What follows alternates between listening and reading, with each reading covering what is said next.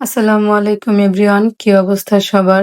আজকে তো সকালবেলা ঘুম থেকে উঠতে উঠতে প্রায় 11টাই বেজে গেছে। গতকালকে রাতে ইজান অনেক বিরক্ত করছে, ওর শরীরটা বেশি ভালো না, সবাই ওর জন্য একটু দোয়া করবেন প্লিজ। তো সবার আগে হচ্ছে ওর নাস্তা রেডি করতেছিলাম, এখানে আমি আপেল কাইটা নিছিলাম আর ও এদিকে হচ্ছে খেলতেছিল। আর কি পরিমাণের দুষ্ট দেখেন, মুরগির বাচ্চা হচ্ছে ক্যারেটের মধ্যে রাইখা দিছে, ও হচ্ছে বারে বারে মুরগির বাচ্চা ধরতে যাইতেছে, মানে মুরগির মা যে এইখানে আছে ওর একটুও ভয় নাই। আর এই মুরগির শব্দটা পাইলেই হইছে, পরে একদম খুঁজা গিয়ে বের করে যে মুরগি কই আছে। তো আমি হচ্ছে এই আপেলটার সাথে আবার একটু ওটস অ্যাড করছিলাম, এইভাবে রান্না করলে ও অনেক পছন্দ করে। তো পরে হচ্ছে আমি এটাকে একদম ব্লেন্ড করে নিই, এই যে এটা দেখতে কিছুটা এরকম হয়ে যায়, ও এটা খাইতে অনেক পছন্দ করে। তো পরে হচ্ছে আমি সকালে নাস্তা বানাইতে চলে আসি। তো আজকে হচ্ছে আম্মু রুটি বানাই নাই, আম্মুর শরীরটা বেশি একটা ভালো না। তো এইখানে হচ্ছে আমি আটা গুলা নিছিলাম আর এটাতে শুধু নর্মাল তেল আর লবণ অ্যাড করছিলাম। ভাইয়া হচ্ছে আবার গতকালকে রাতে ডিমের চচ্চড়ি করছিল, তো এটাই হচ্ছে গরম করে নিতেছিলাম, আর এক্সট্রা করে ডিম ভাজবো না।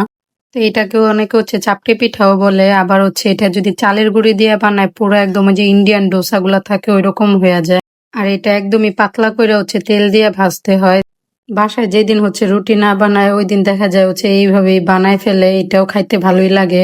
আর আমার পেজটা যেহেতু নতুন, সবাই একটু আমার পেজটাকে ফলো করে দেবেন। আর আমার ভিডিওগুলো কেমন হয় সেটাও অবশ্যই কমেন্ট করে জানাবেন। ভিডিওতে কোনো ভুল ত্রুটি থাকলে সেটা আমি অবশ্যই সমাধান করার চেষ্টা করব। তো সকালে নাস্তার পরে এখানে 1 কাপ চা খাইয়ে নিছিলাম। তো নাস্তা শেষ করে হচ্ছে আমি আবার রান্নাঘরে চলে আসি। গতকালকে রান্নার পরে হচ্ছে আর রান্নাঘর ক্লিন করা হয় নাই। একদম চুলা, ফ্লোর সবকিছু ময়লা হয়ে আছে। আর যেহেতু আম্মুর শরীরটাও ভালো না, এর জন্য আর ক্লিন করা হয় নাই। তো যেহেতু দুপুরে আবার রান্নাই করবে, এর জন্য ভাবলাম যে ক্লিন করে নিয়ে, না হলে পরে দেখা যায় আরো বেশি ময়লা হয়ে যাবে। আর রান্নাঘরটা প্রতিদিনই পরিষ্কার করা লাগে, না হলে দেখতে ভালো লাগে না। তো এইদিকে ইজান হচ্ছে আম্মুর বিছানার মধ্যে পটি করে দিছে, আম্মু তো অনেক রাগারাগি করতেছে। কালকেই মাত্র বিছানার চাদরটা বিছাইছিল। আমার তো সকালবেলা ঘুম থেকে ওইটা প্রায় 1 ঘন্টা সময় লাগে শুধু ওর এগুলা গুছায় রাখতে।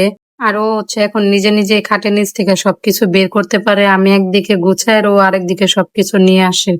আর এখন তো আরেকটা বাজে অভ্যাসও হয়েছে, জানালার পাশে বইসা বইসা হাতের কাছে যা পায় সবকিছু ফালাই দেয়। গতকালকে তো এসি রিমোট খুঁজে পাইতেছি না, পরে দেখি জানালার বাইরে ফালাই দিছে।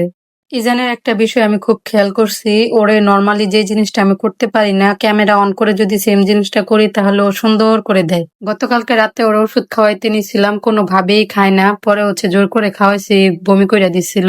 কিন্তু সকালবেলা যে হচ্ছে ক্যামেরা অন করে ওরে খাওয়াইতেছি, মানে সুন্দর করে দিয়ে রাখছি। মানে ও এটা কিভাবে বুঝে যে আমি হচ্ছে ক্যামেরা অন করছি, ক্যামেরা রেকর্ড করতেছি, আমি এটা বুঝি না। আম্মু আবার এদিকে দুপুরবেলা হচ্ছে পটল তরকারি রান্না করতেছে, আর আমাদের বাসায় পটল কেউ পছন্দই করে না। তো আমি একটু ভাজা মাছ নিয়েছিলাম ইজানরে খাওয়ানোর জন্য।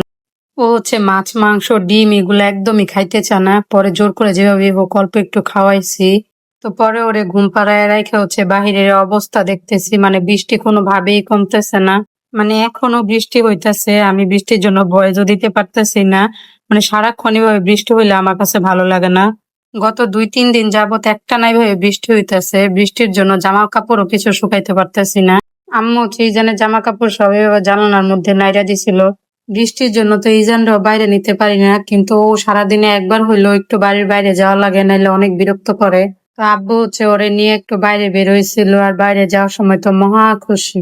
আর ওরে এখন নিচে বসায় কোনো শান্তি নাই, একবার এটা ধরে নয়তো ওইটা ধরে। আর ম্যাক্সিমাম হচ্ছে খাটের নিচে বা কোন চিপা চাপায় কি রাখা আছে এগুলা খুঁজা খুঁজা বের করে।